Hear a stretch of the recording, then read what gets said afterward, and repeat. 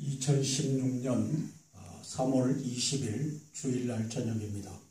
저희들이 62회 땅굴안보 구국기도회를 하면서 이제 기도할 제목을 찾아서 들여다보려고 합니다. 여기 보시면은 노무현은 김정일 이중대 24시간 직통라인 노 대통령이 남긴 발언들. 그래서 저는 김대중이가 간첩이었고 노무현이가 간첩이었다라고 하는 이 증거를 다 파일을 갖고 있기 때문에 제가 대놓고 간첩이라고 하는 겁니다. 그 다음에 문재인도 간첩이고 이종걸도 간첩이라고 하는 겁니다. 이 간첩들이 이 나라의 리더십을 다 장악했어요. 김장수도 간첩이고 김관진이도 간첩이고 이병호도 간첩이 안보 라인을 다 장악했어요. 그 다음에 조선일보, 동아일보 여기에 간첩들이 리더십을 거의 다 장악했어요. 그러므로 이 나라는 기적입니다. 지금 굴러가는 게 기적인데 심지어 이 5천만이 노무현을 뽑아준 적이 없어요. 이회창이한테 표로는 졌지만 전자개표기 사건 본질을 아시죠? 이제는 아실 겁니다. 이회창 표는 100표를 한 표로 묶어라. 노무현 표는 80 내지 90표를 한 표로 묶어라. 그리고 컴퓨터에 집어넣을 때는 둘 다 100이라고 쳐서 집어넣어라. 그러면 어떻게 돼요? 표를 10% 내지 20%를 도적질한 거예요. 이 도적질을 누가 만들었어요? 박지원이가 만들었어요. 뭐 하면서? 김대중이 비서실장을 하면서. 문광부 장관 할 때는 뭐 했죠? 46명 데리고 가서 중상 비방하지 않겠다라고 김정일에게 이 충성 맹세를 하고 내려오더니만 이제 2002년도 이 말기에 대통령 선거할 때는 전자개표기를 만들어 갖고 이 전자개표기에 이제 이 10 내지 20%의 이 절취하는 이것을 해갖고 노무현이를 대통령에 당선시켰죠. 국민은 노무현 시켜본 적이 없어요. 김대중이는 시대 상황으로 국민들이 찍었어요. 자, 그런데 이 노무현이가 어떤 짓을 하느냐? 제가 간략히 말할게요. 한미동맹과 조중동맹이 38선을 놓고 휴전선을 놓고 대립하고 있는 겁니다. 그렇죠? 그 다음에 저 조중동맹은 북조선이 있고 그 뒤에 중국 군대 500만 명이 있기 때문에 이것은 밀고 내려오면 중국 군대가 들어와서 대한민국을 삼켜버리면 끝이에요. 이런 환경 속에서 우리가 한미동맹으로 이제 미국군에게 작전권을 이양했죠. 이양한 날짜가 언제였죠?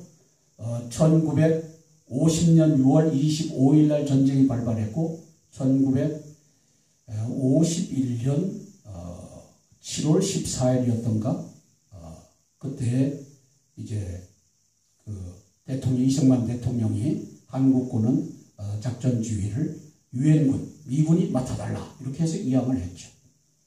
그렇게 해서 미군에게 작전 통제권을 줌으로써 이 나라가 50년 6.25 전쟁 이후에 평화를 유지하고 있는 겁니다.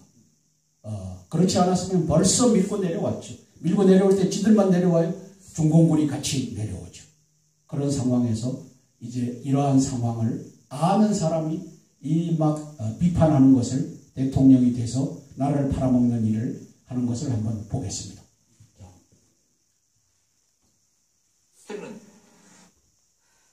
북한 땅도 다 우리 영토로 되어 있으니까요. 설사 NLL에 관해서 어떤 변경 합의를 한다 할지라도 그것은 헌법에 위배되는 것은 아니라는 것이죠. 이 궤변 NLL을 내줘도 헌법에 위배 안 된다. 이 간첩 노무현입니다. 변론했고 한국은 이것을 거절했습니다. 그래서 작전 계획으로 성립되지 않고 작전 통제권 자기들 나라 자기 군대 작전 통제도 한 게 제대로 할 수 없는 군대를 만들어 놔놓고 나 국방장관이요 나 참모총장이요 그렇게 별들 달고 거들거리고 말았다는 얘기입니까? 그래서 작동권 회수하면 안 된다고 줄줄이 모여가가지고 성명 내고 자기들이 직무유기 아닙니까? 미국한테 매달려가지고 바지가랑이 매달려가지고 미국 엉덩이 뒤에서 숨어가지고 형님 백만 믿겠다. 이게 이 노무현 대통령이 이게 한미동맹이 중국과 조중동맹이 쳐내려오지 못하게끔 하는 이것이 연계철선이라는 것을 이게 이해할 수 있는 사람이 이렇게 국민들을 선동하는 겁니다.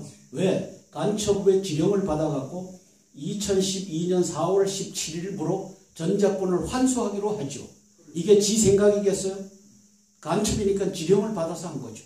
그러면 2012년 이것이 언제 결정이 나느냐? 제가 기억하기로는 2008년도 같죠. 2008년도에 이것을 통과시키고 나서 이 통과시킬 때 김장수가 역할을 합니다. 그 당시에 김장수가 합참의장을 했나? 그러면서 이제 이것이 합참의장 한 사람이 아니지. 그 양반은 육군총장을 하고 국방장관이 됐지. 아마 국방장관을 했었구나. 국방장관을 하면서 이 전작권 환수를 2012년 4월 17일로 밀어붙입니다. 4월 17일이 아까 51년도 7월 14일을 거꾸로 한 겁니다. 7월 14일. 그래서 전작권을 환수했던, 여기 지금 전작권 비판하잖아요. 이걸 4월 17일로 이제 짜고서 날짜를 맞춘 겁니다. 지난번에 이희호 사건 기억나시죠? 작년에 8월 15일 날 올라가면서 그 비행기, 이스타나 항공사 비행기 이름이 ZE-285, 제2의 815라고 하는 코드 네임을 김정은이가 줘갖고 이희호 간첩을 불러올렸었죠. 똑같아요. 이것도 4월 17일이 7월 14일을 거꾸로 해갖고 이게 전작권 환수가 갔었구나 하는 걸 알 수 있습니다. 노무현은 새빨간 이 간첩이고 그 밑에서 문재인 간첩이 자랐고 이종걸 간첩이 자랐고 김종인이가 하는 짓은 문재인 패거리들을 다 공천에다가 때려 넣어준 거죠. 그래서 김종인이는 잘하는 것 같지만 보수의 탈을 쓰고 실제적으로는 제3대 간첩 대통령을 만드는 작전사령관이 돼서 김종인이가 저 짓을 하고 있다는 것을 국민들이 심판할 때가 올 겁니다. 계속합니다. 자주국가의 국민들의 안보의식일 수가 있겠습니까?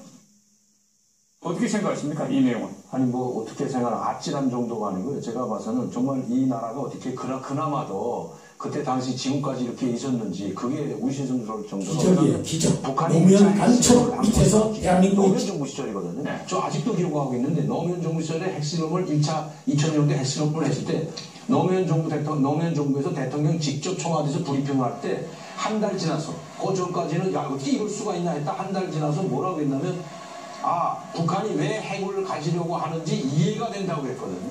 북한에서 지금 우리나라에서 그 핵을 북쪽에서 핵실험을 했는데 노무현 대통령이 이런 발언을 할 때는 그게 지금 이해가 안 됐는데 이제 보니까 만약에 노무현 정부 시절에 이런 한라인이 있었다면 핵실험하는 것도 미리 다 알고 있지 않았을까. 이제 자, 이 당시에 국민들이 새까맣게 알지 못하는 한라인이 김만복에 의해서 이제 그 김정일이하고 그 당시 김정일이 맞죠? 김정일이하고 그 다음에 노무현이하고 직통 라인이 개설되어 있다는 것을 국민들이 이때 김만복이를 청문회하면서 이게 이제 들춰집니다. 그래서 이 한 라인을 가지고서 지령을 직접 받았던 자가 노무현입니다. 자, 이건 뭐 엄청난 정도가 아니고요. 제가 봐서는 이건 뭐 아찔한 정도가 아니고 정말 이 노무현 시절에 모든 것이 이 솔로 많이 이야기했던 것이 맞습니다. 네. 뭐 대북 정부는 아니 몽땅 노무현 정부 시절에 무너졌다고 했거든요. 그런데 자, 여기 2007년도요 바로 앞에 지나간 사람이 김장수가 지나가죠.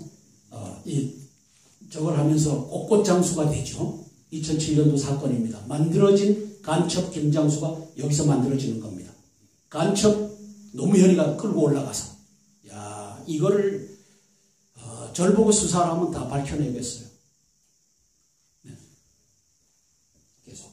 이것들이 다 이제는 이해가 간다. 왜냐하면 김종일이하고 노무현 대통령하고 전화를 한 것을 누구도 모르고 지금까지 있지 않았습니까? 이게 더 위험하더라고요. 국민들도 모르고 지금 와서 국정원장이 되었던 김만복 원장이 그나마도 지금 밝힌 것이 저는 천만 다행이라고 저는 생각하거든요. 이런 게 있은 줄 밝히지 않아서 영원히 모르고 갔을 거 아닙니까? 그리고 노무현 정부 시절에 있었던 문재인 대표도 마찬가지로 그때 NLL 문제도 했다 아니다 얼마나 많이 국정원에 있는 자료까지 대통령 그 기록실까지 기록보도가 다 꺼내오면서까지 많이 그 보수단체들에서 막 자, 문재인이가 이 죄인입니다. 노무현 간첩과 문재인 간첩이 NLL도 만들고 직통라인도 만들고 이랬는데 언론에 1570명의 간첩 새끼들이 한번 반짝 나오고는 그 다음에는 입을 씩 닦아요. 네? 입을 씩 닦아. 그러면서 보호해줘요. 그러니까 이 언론이 세상에 1570명 간첩이 들어앉아 있으니까 대한민국 국민들은 눈 가리개로 언론이 민중의 지팡이인데 지팡이가 아니고 뭐예요? 민중의 눈 가리개가 돼서 이 나라를 말아먹고 있으니 윤영 교수님이 이제 계엄령 선포합시다 하고 나오는 겁니다. 자, 가시죠. 당이라고 제기를 해가지고 나오지 않았습니까? 왜 이런 것들이 있었는지 이제 알 것 같습니다. 그것이 바로 김정일과 노무현 대통령이 아무 때나 전화하면서 했던 것이 바로 김정일과 아무 때나 전화하고 아무 때나 통화했다면 이런 일들을 다 노무현 대통령이 이미 알고 있었다 생각하고 또 정상회담 하기 전에 이미 이 모든 것들을 다 감안하고 이미 사전에 다 그 사전에 그 합의를 보고 LL 문제도 그렇고 북한에 무슨 이제 그 지역에 투자하는 것도 그렇고 모든 걸 다 이미 사전에 다 하고 하지 않았냐. 그래서 김정일 정권 때는 노무현 정부를 북한의 제2중대처럼 자기 마음대로 주물지 않았나 이렇게도 생각할 수 있는 거지. 자, 비공개 채널이 있었어요. 그 채널은 전화되면 24시간 그 전화기가 앉아 있습니다. 거기서 오는 전화는 김정일 전화고 이쪽에 받는 사람은 노무현 대통령이다라는 상시 라인이 있었고 그리고 항상 지령 라인부터 지령 라인 정도 마찬가지고 그래서 많은 얘기가 됐습니다. 네, 야 차별정부 당시 문재인이가 비서실장 했는데 저거 몰랐겠어요? 하는 사실이 확인된 것은 이번이 처음입니다. 이렇게 남북 정상 간의 상시 통화가 가능한 한 라인으로 수많은 그 무수한 이야기를 나누면서 과연 무슨 정보가 얼마만큼 북에서 왔고 우리 것이 넘어갔는지 어떤 내용을 가지고 대화를 했는지 무슨 문제가 터질 때 김정일 국방위원장이 한 라인을 통해서 노무현 대통령에게 직접 전화를 했는지 그리고 이 당시에 수백 건의 국방부 기밀이 북으로 다 올라갑니다. 얼마든지 할 수 있죠. 그 다음에 이 당시에 노무현이가 한 것이 뭐냐면은 전자정부라고 해갖고 모든 비밀을 전자로 다 했어요. 그럼 그거 클릭 한번 하면 다 올라가는 겁니다. 저렇게 충성을 했어요. 그래서 이 노무현은 간첩 중에 간첩인데 그런데도 불구하고 이 나라가 이렇게 견딘다는 것이 이게 기적이다 하는 말을 누가 해요? 강성산 총리를 했던 북한에서 총리했던 그분의 사위인 강명도 교수가 하고 있는 겁니다. 자, 계속 가시죠.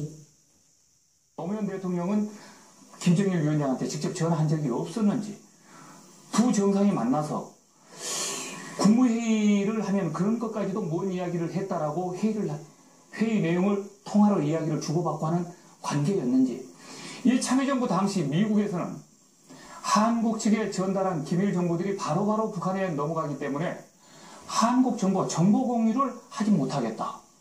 동맹국인데 국가 기밀을 상호 군사 기밀을 터놓고 회의를 못하겠다. 왜냐하면 회의를 하고 나면 그 다음날 북측의 반응이 넘어오는 것을 봐서 우리가 어제 한국 정부가 논의했었던 내용에 대한 대응 논평이 바로 북측으로부터 넘어왔다라고 하는 사실을 확인했다.